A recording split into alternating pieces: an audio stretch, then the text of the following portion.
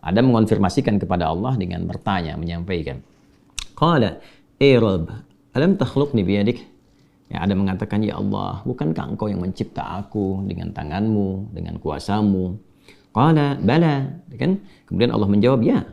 Qala, Adam kemudian mengonfirmasi lagi, bertanya lagi, Rabb, alam tanfukh fiyya min rohik? Ya Allah, bukankah rohku juga berasal darimu? Engkau yang meniupkannya sehingga aku menjadi hamba, ya kan, yang berkehidupan. Qala, Allah menjawab, bala, ya tentu saja Adam. Ya. Qala, Adam kemudian berkata lagi, Rabb, alam tuskinni jannatak? Ya Allah, bukankah engkau yang menempatkan aku dalam surgamu? Kan? Kemudian qala, Allah Subhanahu wa taala menjawab, bala, ya tentu saja. Ya, qala, kemudian Adam mengonfirmasi kembali, bertanya lagi, Rabb, ya Allah, alam tasbiq rahmatuk ghadabak? Ya Allah, bukankah rahmatmu senantiasa mendahului amarahmu? Masya Allah. Qala, Allah menjawab, bala, ya tentu saja. Qala, maka disinilah Adam mulai menyampaikan substansi permohonannya. Ini penting sekali untuk kita mendapatkan satu rasa tertinggi yang menuntun kita bagaimana cara memohon kepada Allah. Baik, maka Adam kemudian menyampaikan, Ara'ait in ana tubtu wa aslahtu, araji'i anta ilal jannah. Allahu Akbar. Ya Allah, ya Allah, bagaimanakah putusanmu? Ya kan? Jika sungguh aku sekarang ingin memperbaiki diri, bertobat. In ana tubtu, jika aku benar-benar ingin bertobat, memperbaiki diri, kembali pada jalan kebaikan. Kemudian wa aslahtu. Lalu setelah aku bertobat itu aku menata sisa hidupku untuk memperbaiki diri sehingga lebih baik daripada hari-hari sebelumnya, kegiatan sebelumnya, aktivitas dan perilaku sebelumnya. Araji'i anta ilal jannah, apakah engkau pun akan mengembalikan aku ke surga? Baik. Qala, Allah menjawab, na'am. Ya, tentu saja, kata Allah. Lalu kemudian di sini qala fahuwa qauluhu fatalaqa Adamu min rabbih kalimat. Maka inilah esensi dari firman Allah Subhanahu wa taala di ayat ke-37 di surah kedua Al-Baqarah. Apa yang ingin disampaikan oleh Ibnu Abbas radhiyallahu taala anhuma di riwayat ini? Nah, di riwayat ini ada dua poin yang sangat penting teman-teman sekalian, yang penting sekali untuk kita garis bawahi dan menjadi pedoman bagaimana cara kita bertobat dan memperbaiki diri. Ya, yang pertama, ada kesan yang tertangkap bahwa ketika Allah menurunkan ayat-ayat taubat, bukan sekedar pedoman yang isinya membimbing kita untuk menyesali, kemudian memperbaiki dan menata kehidupan lebih baik daripada sebelumnya. Tapi di situ juga tertanam nilai-nilai kesungguhan dan keikhlasan yang betul-betul kita mengharapkan karunia dan bimbingan Allah yang menyertai taubat kita itu. Jadi bukan sekedar, ya aku menyesal, ya Allah, aku menyesali perbuatan yang kurang baik, aku ingin memperbaiki diri, aku ingin menata lebih baik lagi. Bukan sekedar kalimat itu yang disampaikan, itu baik. Tapi lebih daripada itu, kalau kita ingin mendapatkan penerimaan terbaik di sisi Allah, kemudian tobat kita betul-betul diterima oleh Allah, yang dengan itu menanamkan ketenangan, kedamaian, dan bimbingan untuk memperbaiki diri, maka dalam memohon taubat itu sertakanlah permohonan rahmat Allah yang mengiringi taubat yang kita mohonkan kepadanya. Bisa dipahami ya? Baik ya? Ya, rasakan keinginan untuk memohon rahmat Allah. Ini diantara isyarat kalimat-kalimat tadi. Ya, sesungguhnya Adam tidak perlu mengkonfirmasi tentang pertanyaan-pertanyaan, ya Allah, bukankah engkau yang menciptakan aku? Ya Allah, bukankah engkau yang meniupkan rohmu juga kepadaku sehingga aku hidup saat ini? Bukankah engkau yang menempatkan aku di surga? Gitu kan? Dan sebagainya. Nah, kalimat-kalimat itu akan sering kita dapati begitu kita melihat ayat-ayat dalam Al-Quran tentang permohonan doa, baik itu terkait dengan doa biasa, apalagi terkait dengan permohonan taubat. Kalau kita tarik ke kalimat-kalimat taubat, misalnya yang dimohonkan Nabi Isa alaihissalam untuk umatnya, ya ketika Allah menetapkan ini hukum, bagi yang melanggar akan dihukum begini, ya kemudian bagi yang taubat dia akan diberikan anugerah seperti ini, ya maka Nabi Isa alaihissalam terekam sempurna dalam Al-Quran menyampaikan, ya Allah, ya jika pun mereka ini berbuat salah, maka mereka ini hambamu. Ya, fa innahum ibaduk, mereka hamba-Mu ya Allah. Tapi engkau jika mengampuni mereka gitu kan, maka sungguh engkaulah pemilik rahmat yang sempurna. Engkaulah pemilik kasih dan sayang yang sempurna.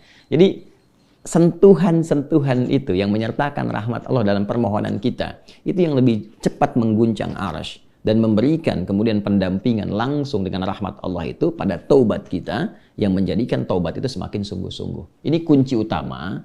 Jadi kalau saya panjang lebar menyampaikan, simpelnya begini, kalau taubat jangan nanggung, gitu. Ya, kalau taubat jangan nanggung, supaya taubatnya betul, tidak taubat kejadian lagi, taubat kejadian lagi. Maka caranya, ini kata Ibnu Abbas, sertakan rahmat Allah di dalamnya.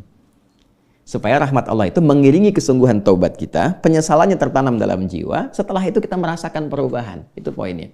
Jadi kalau ingin cepat taubatnya diterima oleh Allah, rasakan rahmat Allah hadir di dalamnya, lalu tanamkan pada diri kita. Ya kan? Ya, dihidayatkan Allah yang menciptakan engkau. Allah memberikan jalan kepadamu. Allah memberikan nafas kepadamu. Allah memberikan waktu. Setelah kamu akan berpulang. Kalau bukan karena rahmat Allah, bagaimana engkau berhadapan dengan Allah saat dihisab? Ya kan? Lalu kita balikan, ya Allah, engkau yang menciptakan aku. Engkau yang memberikan kehidupan kepadaku. Engkau yang memberikan jalan-jalan kepadaku. Sungguh dalam keadaan ini aku hambamu yang engkau maha tahu banyak berbuat maksiat. Tapi aku pun menyadari betapa besar rahmatmu yang melampaui murkamu. Maka dengan semua rahmat aku mohon, ya Allah, bimbing hamba untuk bertobat, memperbaiki diri sebelum berpulang kepadamu. Nah, kalimat-kalimat itu dalam. Itu poin yang pertama.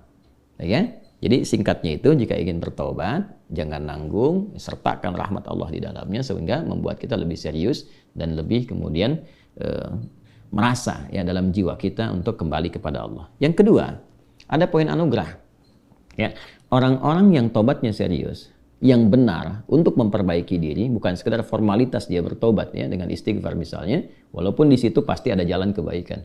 Nah, orang-orang kembali yang berusaha dengan serius tobat, dia memperbaiki diri, maka di situ mendapat jaminan dari Allah Subhanahu wa taala. Lewat dialog ini, Allah bukan hanya akan membimbing ia untuk memperbaiki dirinya lebih baik dari sebelumnya, lebih tenang, lebih damai, lebih nyaman. Jadi ingat ya, taubat itu hal yang pertama Allah berikan, itu bukan materi dunia dulu. Bukan kedudukannya langsung naik, begitu tidak. Ya, bukan materi bertambah langsung kaya, bukan ilmu langsung banyak, tidak. Yang diberikan kelapangan dulu. Ketenangan, kelapangan, kedamaian, dibersihkan yang kotor-kotornya, baru datang melimpah. Ya, baru datang melimpah. Anugerah-anugerah sesuai dengan pilihan hidup kita untuk beribadah dan sebagai bekal kembali kepada Allah. Nah, nanti kalau benar taubatnya dan memperbaiki diri, diberikanlah kelapangan itu, lalu ditempatkan di kondisi lebih baik dari sebelumnya. Nah, ini yang dimaksudkan kalimat di sini. Ya, ara'aitin ana tubtu wa aslahtu arajin anta ilal jannah. Ya Allah, jika memang aku betul-betul bertobat, betul-betul memperbaiki diri, menata jalan hidup, apakah engkau akan mengembalikan aku ke surga? Ya, maka apa yang dijawab oleh Allah? Ya, na'am, ya tentu saja, kamu akan dikembalikan. Tapi perhatikan cara Allah mengembalikannya. Ditempatkan di surga yang lebih baik dari surga pendahuluan sebagai tempat belajar sebelum turun ke bumi. Silakan perhatikan. Bukankah di surga saat Adam belum turun ke bumi, hanya untuk berlatih materi sebelum turun, ya apa yang harus kerjakan, harus tinggalkan. Bukankah di dalamnya ada ujian? Ya kan?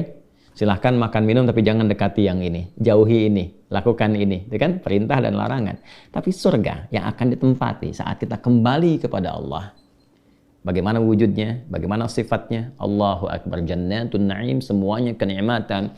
Nggak ada larangan lagi, nggak ada perintah lagi, semua tinggal nikmat saja. Berbeda dengan sifat yang pertama. Ya, artinya apa? Di sini diberikan kesan kepada kita, orang-orang yang bisa memperbaiki dirinya, selain hidupnya lebih damai, lebih tenang, lebih nikmat dibandingkan saat ia larut dalam maksiat.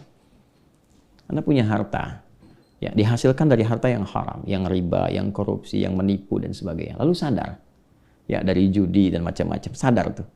Lalu ditaubati tuh. Begitu tobatnya benar dan memperbaiki diri, awal-awal itu nggak mudah karena harus melepaskan kebiasaan. Melepaskan gaya. Gaya kan bandingannya dengan tekanan kan. F berbanding lurus dengan P kan. Ya, gaya berbanding lurus dengan tekanan kan. Artinya semakin gaya, banyak gaya semakin tertekan kan.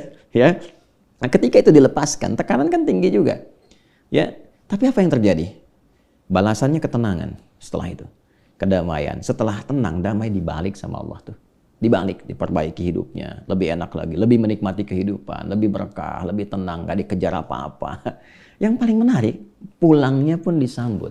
Allah perintahkan pada malaikat sambut dia. Dari mulai sakaratul mautnya. Langsung disambut dengan kalimat-kalimat ketenangan. Ya ayyatuhan nafsul mutmainnah. Hei jiwa yang tenang. Irji'i ila rabbika radiyatan mardiyah. Cepat balik kepada Rabbmu. Ya kan? Kembali kepada Tuhanmu dengan keadaan yang nyaman. Aku ridha dengan amalmu, engkau pun ridha dengan pemberianku. Kemudian apa? Fadkhuli fi ibadi wadkhuli jannati. Masuk dalam golongan hamba aku siapkan surga untukmu. Nah, surga yang diinformasikan dalam sakaratul mautnya, aku siapkan surga untukmu. Itu lebih indah, lebih baik dari semua kemewahan yang pernah ia rasakan di dunia. Dan itu nggak ada bandingannya. Walaupun setetes. Walau setetes. Itu poinnya. Jadi, bertobat itu mesti punya motivasi. Ya, jadi kalau nggak ada motivasi, sulit kita melakukan itu. Motivasi terbaiknya adalah, nih, mau sampai kapan larut dalam maksiat? Bagaimana kalau sedang bermaksiat itu wafat? Ketika sudah menyadari itu, cepat perbaiki, cepat bertobat. Begitu tobat itu dilakukan dengan benar, janji Allah turun. Ya, selain dibimbing, diberikan ketenangan, kedamaian, dibalikin lagi, lebih nikmat dari sebelumnya. Lalu dibimbing mendapatkan sesuai dengan bekalnya. Kalau ilmu dikuatkan dia, supaya cari surga dengan ilmunya. Kalau kedudukan diatur, supaya tidak mendapatkan kedudukan dengan nyogok, dengan korupsi, kan? Dan macam-macam. Naik itu. Sesuai dengan maslahat dia.